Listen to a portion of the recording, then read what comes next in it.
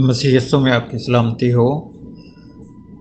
میں ہوں پاسٹر جاوید بھٹی، اور دعا کرتا ہوں گروپ کے تمام ممبران کے لیے کہ خدا سب کو برکت دے اور اپنی حفاظت و نگہبانی میں رکھے، آمین۔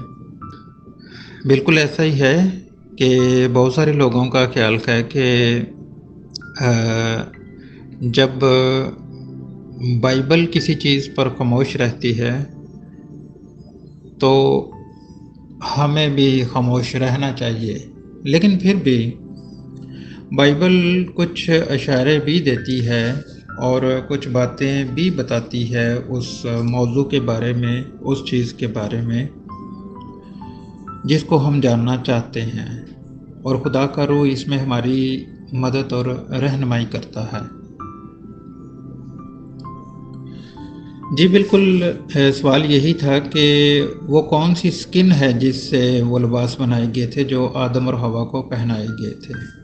یہ آیت جو ہے وہ پیدائش کی کتاب 3 باب کی 21ویں آیت ہے۔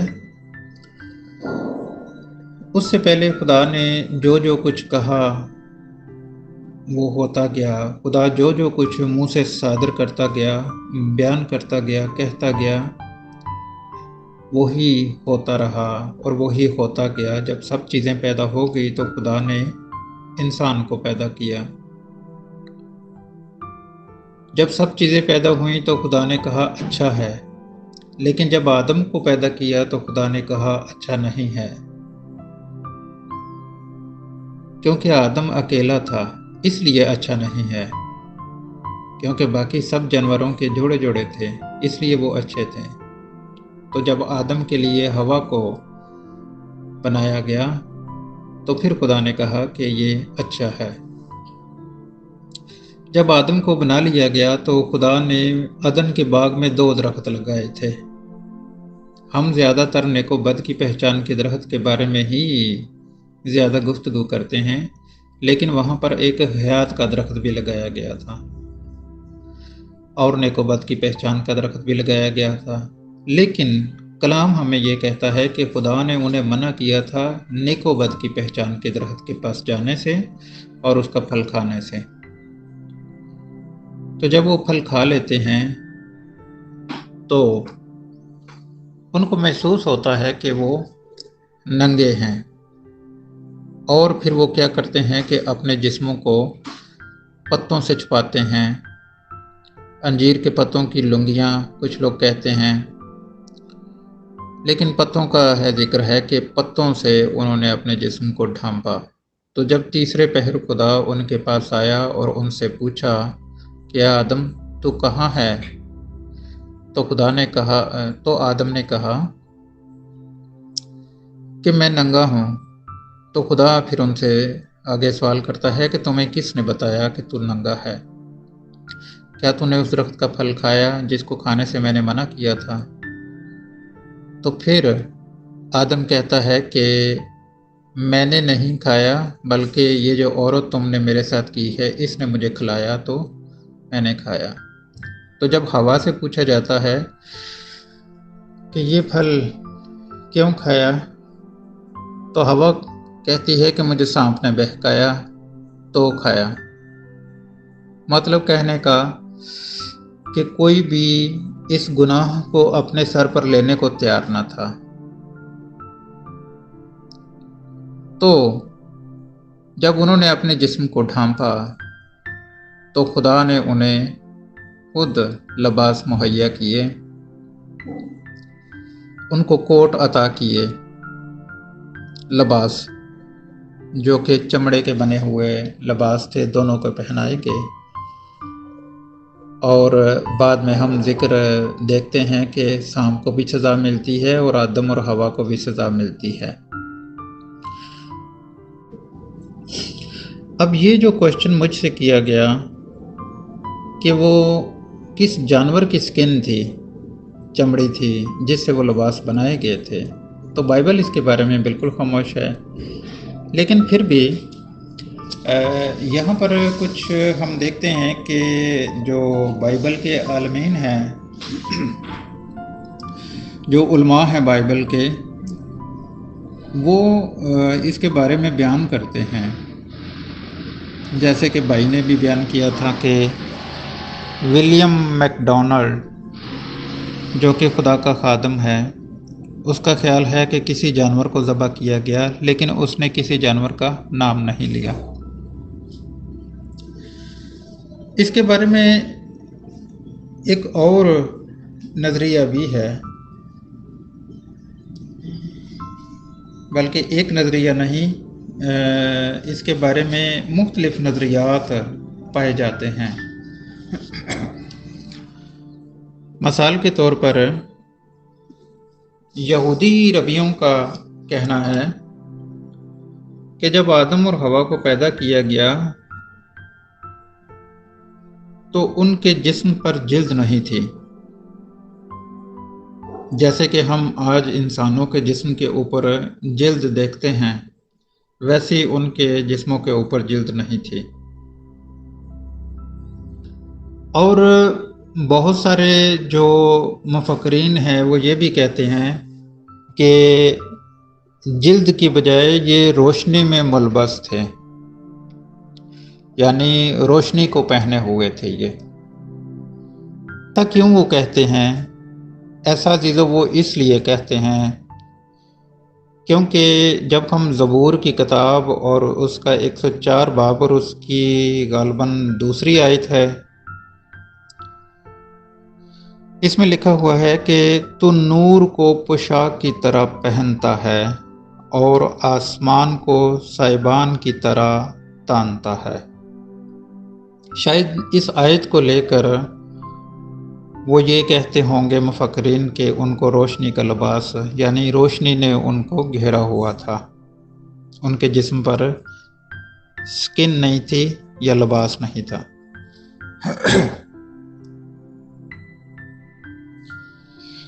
تو یہ بھی کہتے ہیں کہ جب انہوں نے گناہ کیا تو اس روشنی نے انہیں چھوڑ دیا اور انہوں نے پھر اپنے جسموں کو پتوں سے ڈھانپا، اور پھر خدا نے انہیں سکن کا لباس عطا کیا، چمڑے کا لباس عطا کیا۔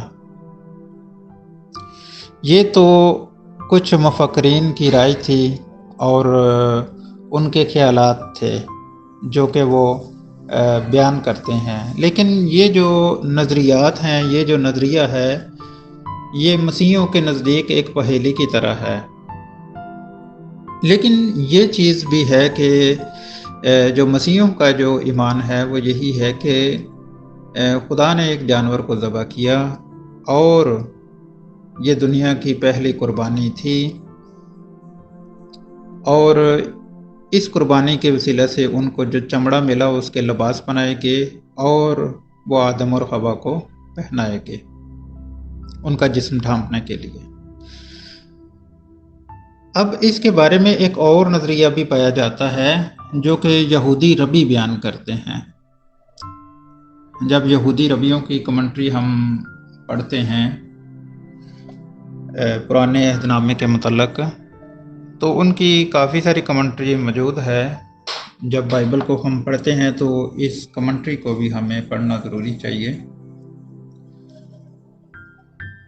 ایک یہودی ربی تھا جس کا نام ٹارگم سیوڈو جوناتھن تھا۔ اگر نام غلط ہو گیا ہو تو میں معافی چاہتا ہوں، کافی مشکل نام ہے اس کا، ٹارگم سیوڈو جوناتھن۔ وہ یہ کہتا ہے کہ جو جلد سانپ کے اوپر سے اترتی ہے اس سانپ کی جلد سے ان کے لیے لباس بنائے گئے تھے، اور وہ جو لباس بنایا گیا تھا وہ سانپ کی جلد کا بنایا گیا تھا۔ وہ ایسا کیوں کہتا ہے؟ وہ ایسا اس لیے کہتا ہے کیونکہ پیدائش کی کتاب اس کے 3 چیپٹر کی 15ویں آیت میں لکھا ہوا ہے کہ تو اس کے سر کو کچلے گا اور تو اس کی ایڑی پر کاٹے گا۔ وہ تیرے سر کو کچلے گا اور تو اس کی ایڑی پر کاٹے گا، اس طرح کا جملہ لکھا ہوا ہے۔ لیکن مسیحیوں کے نزدیک یہ ایک کیا سرائی ہے، مسیحیت اس نظریے کو بھی نہیں مانتی۔ جب ہم مکاشفہ کی کتاب پڑھتے ہیں تو مکاشفہ کی کتاب کے 5ویں باب کی جب 6ٹھی آیت پڑھتے ہیں تو اس میں یوں مرقوم ہے، اور میں نے اس تخت اور چاروں جانداروں اور ان بزرگوں کے بیچ میں گویا ذبح کیا ہوا ایک برا کھڑا دیکھا، ذبح کیا ہوا برا دیکھا۔ عزیزوں، مسیحیوں کا یہی نظریہ ہے کہ وہ جو ذبح کیا ہوا برا تھا، یعنی کہ وہ جو سکن تھی وہ برے کی سکن تھی، کیونکہ کلام میں اسی برا کے بارے میں بیان ہوا ہے کہ وہ ازل سے ذبح کیا ہوا برا تھا، جو دنیا کے گناہ اٹھا لے جاتا ہے، جو جہان کے گناہ اٹھا لے جاتا ہے۔ کچھ لوگوں کا خیال ہے کہ وہ بھیڑ کا بچہ تھا، لیکن وہ برا تھا۔ عزیزو، یہ برا جو تھا یہ مسیح یسوع تھا، جو کہ ازل سے ذبح کیا ہوا برا تھا، کیونکہ انہوں نے گناہ کیا اور گناہ کی معافی خون مانگتی ہے، تو خون بہایا گیا۔ جب ہم کلام مقدس کا مطالعہ کرتے ہیں، اخبار کی کتاب اور اس کے 17ویں چیپٹر کی 11ویں آیت کو پڑھتے ہیں، تو وہاں پر لکھا ہوا ہے، کیونکہ جسم کی جان خون میں ہے، اور میں نے مذبح پر تمہاری جانوں کے کفارہ کے لیے اسے تم کو دے دیا ہے، کہ اس سے تمہاری جانوں کا کفارہ ہو۔ گویا کہ کلام یہاں پر یہ بیان کرتا ہے کہ کفارے کے لیے خون بہانا ضروری ہے۔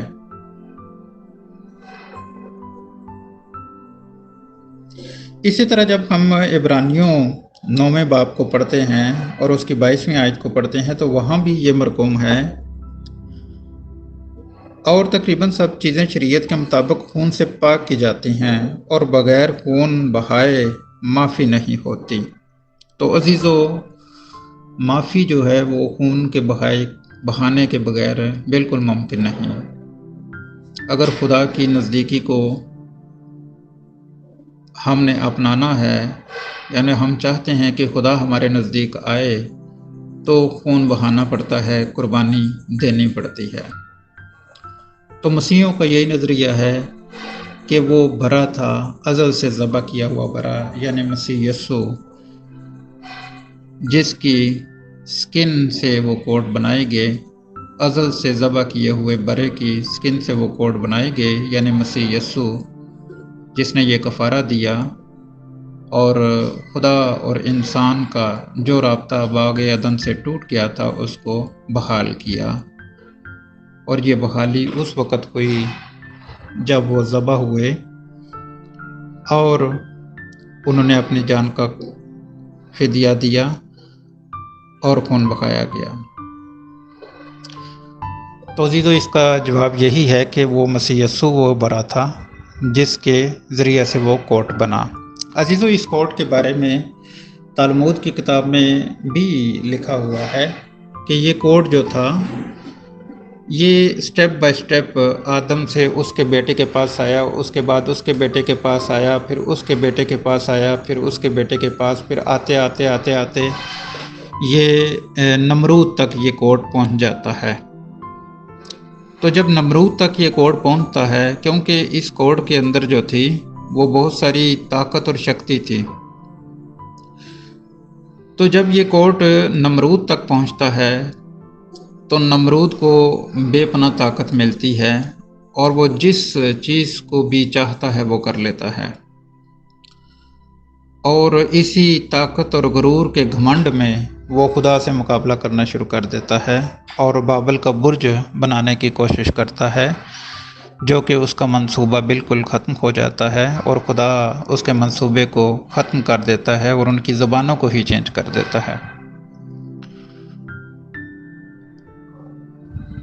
عزیزو، نمرود وہ آدمی تھا جس کو دنیا کا سب سے پہلا سول انجینئر کہا جاتا ہے، اور اس نے بہت سارے شہر بھی تعمیر کیے۔ بائبل میں ان شہروں کا ذکر موجود ہے جو اس نے شہر بنائے تھے، تو اس لیے دنیا کا سب سے پہلا سول انجینئر اسی کو کہا جاتا ہے۔ وہ اس لیے کہ سب سے پہلی اینٹ جو تھی وہ اسی نے ایجاد کی تھی، اسی کے دور میں ایجاد ہوئی تھی۔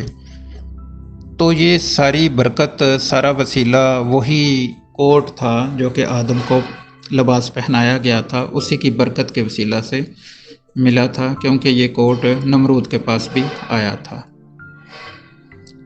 تو عزیزو، اس کلام کے وسیلہ سے خدا آپ کو برکت دے، آمین۔